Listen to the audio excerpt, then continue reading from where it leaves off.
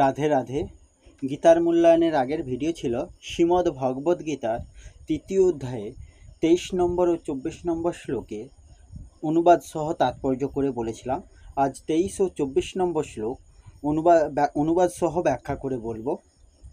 ২৩ নম্বর শ্লোক ও ২৪ নম্বর শ্লোক সংস্কৃতে বলা হয়েছে, যদি হি হম ন বার্তায়ং জাতু কর্মণ্য তন্দ্রিত মম বর্তান্তু বর্তন্তে মনুষ্য পার্থ সর্বস্ব উৎসিদেয়ু রুমে লোকা ন কুর্যাং কর্ম চেদহম শঙ্করস্য চ কর্তা সামুপহন্না মীমা পজা। এর অনুবাদ হলো, হে পার্থ, আমি যদি সাবধানতাপূর্বক কর্তব্য কর্ম না করি, সাধারণত মানুষ সর্বপ্রকারে আমার পথই অনুসরণ করবে। আমি যদি কর্ম না করি, তাহলে এই সকল লোক পথভ্রষ্ট হবে এবং আমি বর্ণ সংকারাদির হেতু এবং এই সমস্ত প্রজাদের বিনাশের কারণ হব। এই শ্লোকের ব্যাখ্যাতে বলা হয়েছে,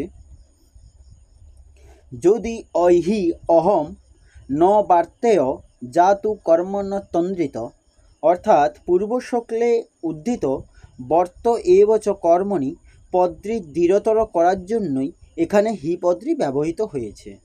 ভগবান বলেছেন, আমি সাবধানতাপূর্বক কর্ম করব না, এরূপ হতেই পারে না, কিন্তু যাতে এমন মনে করো যে আমি কর্ম করি না, সেই অর্থে ভগবান এখানে যদি জাতু পদ্রি ব্যবহার করেছেন। অতন্দ্রিত পদ্রির অর্থ হলো এই যে কর্তব্য কর্ম করতে আলস্য বা প্রমাদ করা উচিত নয় এবং সেগুলি অত্যন্ত সাবধানতা এবং তৎপরতার সঙ্গে করা উচিত। সাবধানতাপূর্বক কর্তব্য কর্ম না করলে মানুষ অলস্য প্রমাদের বশীভূত হয়ে নিজ অমূল্য সম্পদ জীবন নষ্ট করে। কর্মে শৈথিল্য না ঘটিয়ে সাবধানতা এবং তৎপরতার সঙ্গে কর্ম করলেই কর্মের থেকে সম্বন্ধ বিচ্ছেদ হয়। যেমন গাছের শক্ত ডাল শীঘ্রই ভেঙে যায়, কিন্তু যেটি অর্ধভগ্ন অবস্থায় ঝুলে থাকে সেই শিথিল ডালও শীঘ্রই ভাঙে না। তেমনি সাবধানতা এবং তৎপরতাপূর্বক কর্ম করলে কর্মের সঙ্গে সম্পর্ক ছিন্ন হয়, কিন্তু আলস্য ও প্রমাদ সহকারে কর্ম করলে কর্মের সঙ্গে সম্পর্ক ছেদ হয় না। সেই জন্য ভগবান ১৯তম শ্লোকে সমাচর পদ এবং এই শ্লোকে অতন্দ্রিত পদ্রি প্রয়োগ করেছেন। যদিও কোনো কর্মের কথা বারংবার স্মরণে আসে, তবে বুঝতে হবে যে কর্মটি করায় কোনো ত্রুটি অর্থাৎ কামনা, আসক্তি, অপূর্ণতা, আলস্য, প্রমাদ বা উপেক্ষা ইত্যাদি ছিল, যার জন্য ওই কর্ম হতে সম্বন্ধ ছেদ হয়নি। সম্বন্ধ ছেদ না হওয়াতেই ওই পূর্বকৃত কর্মটি বারংবার স্মরণে আসে। মম বর্তানুবর্তন্তে মনুষ্য পার্থ সর্বস্ব, অর্থাৎ এই পদ্রির দ্বারা ভগবান বলেছেন যে আমার পথ অনুসরণকারীগণই বাস্তবিক মনুষ্য নামের উপযুক্ত। যারা আমার আদর্শ না মেনে আলস্য ও প্রমাদবশত কর্তব্য কর্ম না করে, শুধুমাত্র অধিকার আকাঙ্ক্ষা করে, তারা আকৃতভাবে মানুষ হলেও প্রকৃতপক্ষে মানুষ নামের অযোগ্য। এই অধ্যায়ে ২১তম শ্লোকে ভগবান বলেছেন যে শ্রেষ্ঠ ব্যক্তির আচরণ এবং উদাহরণ হলই সকল মানুষ অনুসরণ করে থাকে, এবং এই শ্লোকে ভগবান বলেছেন যে মানুষ সর্বপ্রকারে তার পথ অনুসরণ করে। এর অর্থ এই যে শ্রেষ্ঠ ব্যক্তি একটিমাত্র লোকেই আদর্শ পুরুষ হয়ে থাকেন, কিন্তু ভগবান তিনটি লোকেরই আদর্শ পুরুষ। জগৎ সংসারে মানুষের কিভাবে থাকা উচিত তা জানবার জন্যই ভগবান মনুষ্যলোকে অবতরণ করেন। জগৎ সংসারে নিজের জন্য থাকা উচিত নয়, এই হচ্ছে সংসারে থাকার বিদ্যা। প্রকৃতপক্ষে এই জগৎ সংসার হচ্ছে একটি বিদ্যালয়, যেখানে আমাদের কামনা, মমতা, স্বার্থ ইত্যাদি পরিত্যাগ করে অপরের হিতের জন্য কর্ম করা শিখতে হয় এবং সেই অনুযায়ী কর্ম করে নিজ উদ্ধার সাধন করতে হয়। সংসারে সকল ব্যক্তি একে অপরের সেবা হিত করার জন্যই আছে। সেই জন্য পিতা, পুত্র, পত্নী, পতি, ভাই, বোন ইত্যাদি সকলেরই উচিত যে তারা যেন একে অপরের অধিকার অনুযায়ী নিজ নিজ কর্তব্য পালন করে এবং একে অপরের কল্যাণের জন্য চেষ্টাও করে।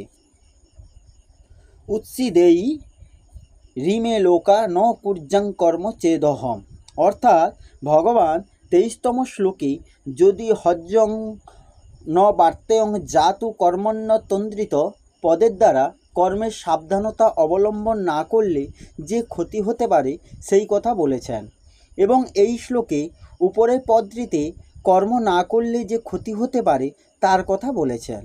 যদিও এরূপ হতেই পারে না যে আমি কর্তব্য পালন করছি না, তবুও যদি এরূপ মনে করা হয় সেই দৃষ্টিতেই ভগবান এখানে চেত পদটি প্রয়োগ করেছেন।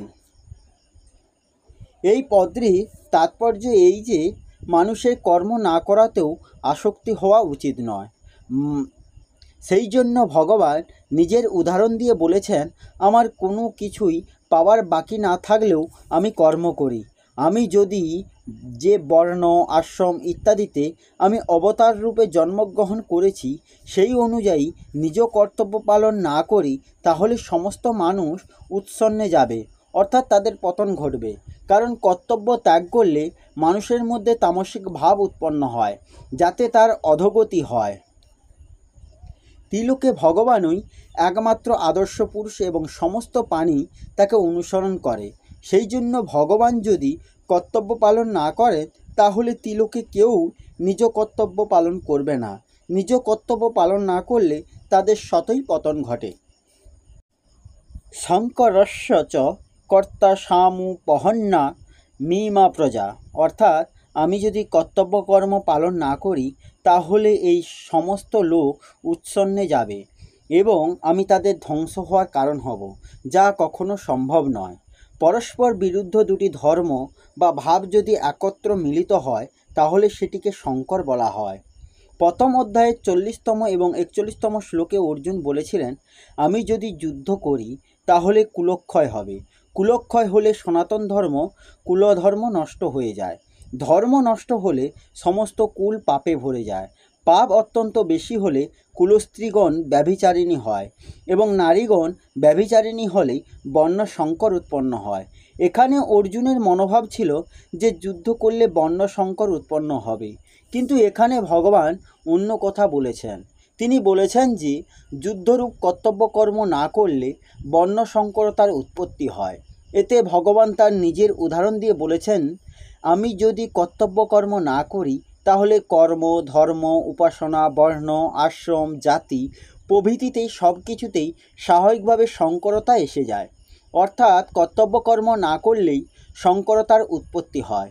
সেই জন্য এখানে ভগবান অর্জুনকে বলেছেন, তুমি যুদ্ধরূপ কর্তব্য কর্ম না করলে বর্ণ সংকর উৎপত্তিকারক বলে গণ্য হবে, যুদ্ধ করলে নয়। এই শ্লোকে বিশেষ কথা বলা হয়েছে। অর্জুনের মূল প্রশ্নের আমাকে এই নিষ্ঠুর কর্মে কেন নিয়োজিত করেছেন, উত্তরে ভগবান 22 ও 23 এবং 24তম 3টি শ্লোকে নিজের উদাহরণ দিয়ে বলেছেন, আমি যে তোমাকেই কর্ম নিয়োগ করেছি তা নয়, আমি নিজেও কর্মে ব্যাপৃত থাকি।